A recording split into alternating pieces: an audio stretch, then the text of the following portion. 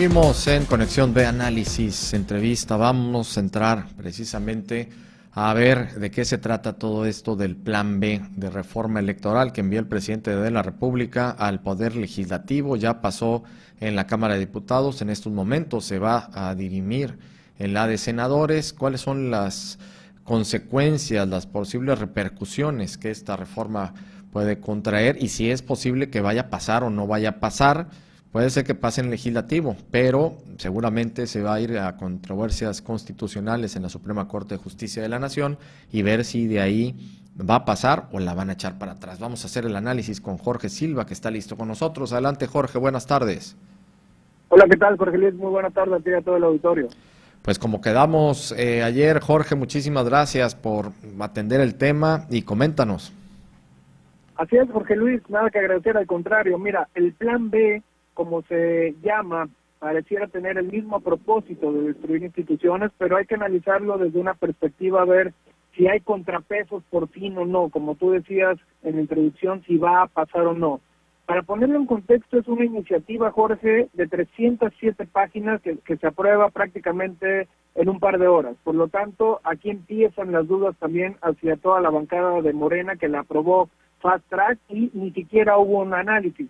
Pareciera en este momento, Jorge, que funcionó todo este ejercicio de protesta ciudadana, de partidos de oposición, de hacer el ruido preciso, Jorge, aún sabiendo que la Cámara de Diputados lo aprueba, pero está en el foco, está en el ojo de la sociedad y creo que es lo importante y rescatable de este tema. Nos va a dar, Jorge, material para lo que resta de este año, obviamente para todo lo que resta, para todo el 2023 rumbo al 2024.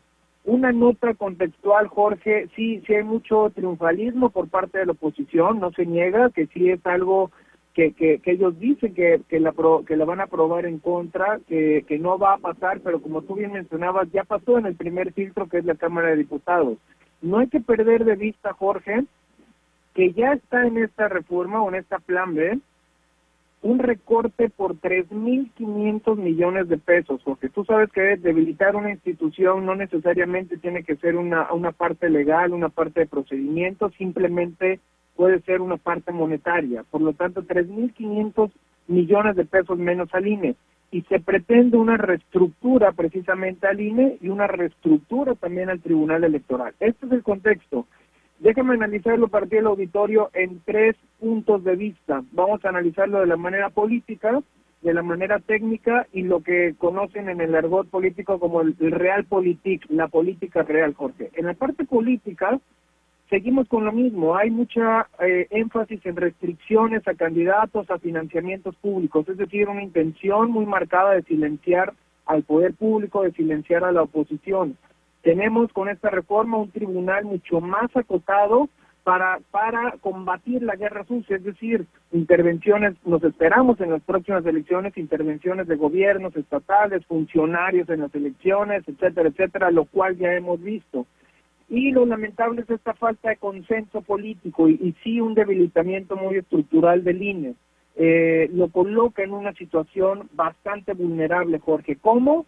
Dinamitando las reglas del juego, eliminando las reglas del juego antes de las elecciones, y ya vimos una probadita la semana pasada con el tema de Ex Claudia, un tema de propaganda de la jefa de la Ciudad de México que confronta, Jorge, al gobierno contra el INE. Por lo tanto, yo creo que es el golpeteo, el juego en donde quiere estar, en este caso, el gobierno federal.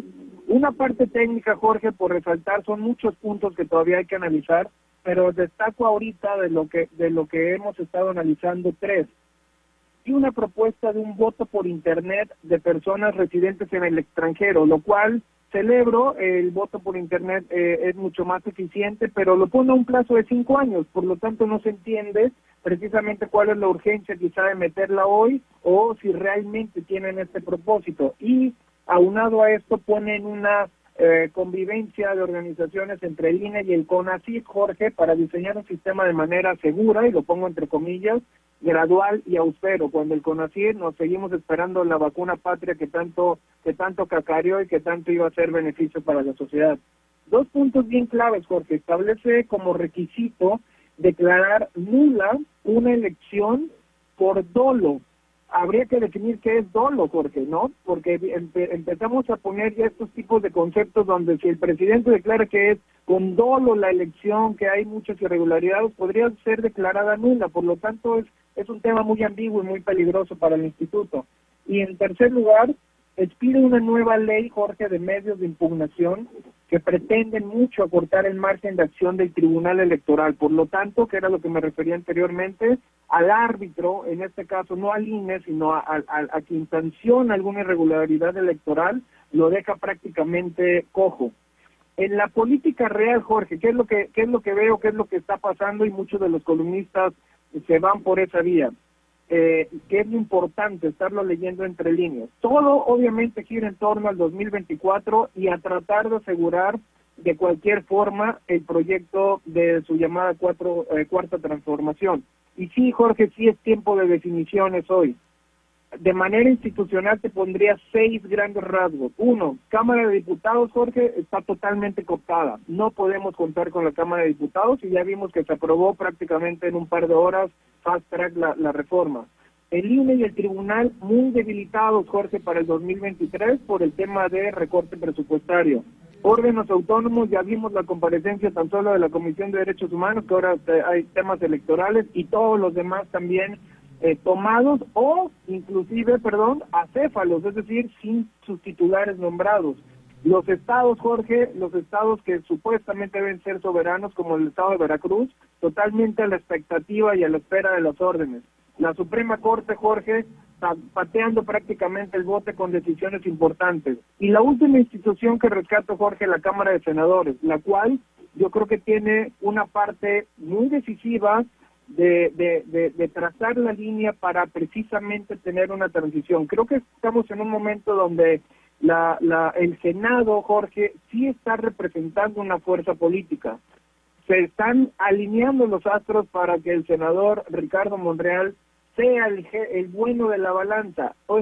Esta mañana enfrió literal la reforma que se estaba presentando, que también lo ponen en el Financiero, con Enrique Quintana, con todos los demás columnistas. Sí está encareciendo una negociación, lo cual se tiene que definir rápidamente, y lo lamentable aquí es que ni siquiera se está debatiendo el contenido, sino el procedimiento de qué es lo que se tiene que hacer. Por lo tanto, sí es el fiel de la balanza hoy en día el Senado, Jorge, y tenemos que ver si realmente el Senado ayuda a la democracia y si sí hay un diálogo, una realpolitik de decir vamos a negociar por el país, porque ahí están los fuerzas del PRI, Jorge, que no necesariamente están con Alito y que se han desmarcado, del PAN, lo mencionaban a nuestro senador por Veracruz, Julio Rementería, de Movimiento Ciudadano, el senador Dante Delgado también en el juego. Por lo tanto, le ha llegado un regalo, Jorge, al Senado que pareciera ser una bomba de tiempo y están en la mejor postura, uno, para desactivarlo y que definan precisamente el rumbo quizá de las elecciones, o que les explote, Jorge, y realmente sucumben a la parte de presión política y empecemos el 2023 con muy malos augurios para el tema de las elecciones en el 24, Jorge. Sí, y coincido contigo en todos los puntos, Jorge, y sobre todo en el de la realpolitik, y creo que es el momento clave, el momento decisivo para Ricardo Monreal, el que tome esto que le llegó a la Cámara de Senadores. Está en él poder darle cauce, digo, él tiene un voto, pero puede darle cauce también si es que apoya al presidente o apoya la moción de que no se lleve a cabo, porque él sí sabe que gran parte de todo lo que se está proponiendo es para debilitar al Instituto Nacional Electoral y no únicamente tomar ese argumento de que se van a ahorrar 3,000 y pico de millones de pesos, que eso pues se lo pueden ahorrar en Dos Bocas, en el Tren Maya, en cualquiera de estas obras que se llevan cualquier cantidad de dinero año con año en esta administración de la 4T, como ellos le nombran. Pero es el momento de Ricardo Monreal de definirse. Si no lo toma, creo que va a estar políticamente perdido y lo van a hacer trizas. En este caso, si se queda y se apoya al presidente, no les va a servir absolutamente de nada a él en su proyecto político y pues la opinión pública se lo va a acabar. Y por la otra parte, si da el paso ya fuera y rompe, pues obviamente de todos modos se lo van a acabar, pues ya se lo están acabando desde estos momentos, pero ya con otra imagen y sobre todo ya con una imagen de oposición. Se pone interesante también en este punto el debate porque está en el Senado de la República en estos momentos y porque está en él el que pueda darle la directriz que conlleva esta reforma, Jorge. Así es, Jorge, tenemos que partir de que el gobierno federal, Jorge, tiene la lógica de ganar a toda costa. Ya lo demostró, ya está haciendo pruebas, ya las está haciendo pruebas en la Ciudad de México con la parte de Claudio Sheinbaum. El gobierno federal va con todo y eso no lo debemos ignorar. No pretenden, Jorge, para nada llegar a acuerdos. La reforma no es un tema de abrirlo al público, de discutir, no, es un tema de confrontar entre el INE y el gobierno y encontrar culpables desde ahorita para ir delineando la estrategia. Por lo tanto, como bien señalas al final, la estrategia o la discusión será en el Senado, que puede definir sí el rumbo del país por todo lo que se ha dado, por el tema de la militarización que se dio con el PRI cuando se fue, que hoy se tienen que definir creo que ya posturas, y se puede, una de dos, Jorge, o reivindicar realmente el papel del Senado, que créeme que yo soy uno de los abogados del Senado en temas de real política de altura, o hacer un símil, Jorge, totalmente de la Cámara de Diputados que está cooptada y que tenemos prácticamente diputados que no representan ningún distrito y que representan solamente los intereses de otro poder y que no se han dado cuenta que son un real poder. Sí, así es, Jorge. Pues vamos a estar muy atentos a lo que va sucediendo ahora en el Senado y sobre todo pues a ver qué es lo que va a pasar con este plan B de reforma electoral. Muchísimas gracias por el análisis, Jorge. Un saludo a ti y a todo el auditorio. Muy buena tarde, Jorge. Igualmente, muchas gracias a Jorge Silva, analista de nbnoticias.mx, también economista del CIDE, con este análisis del plan B de reforma electoral que envió el presidente de la República al Poder Legislativo.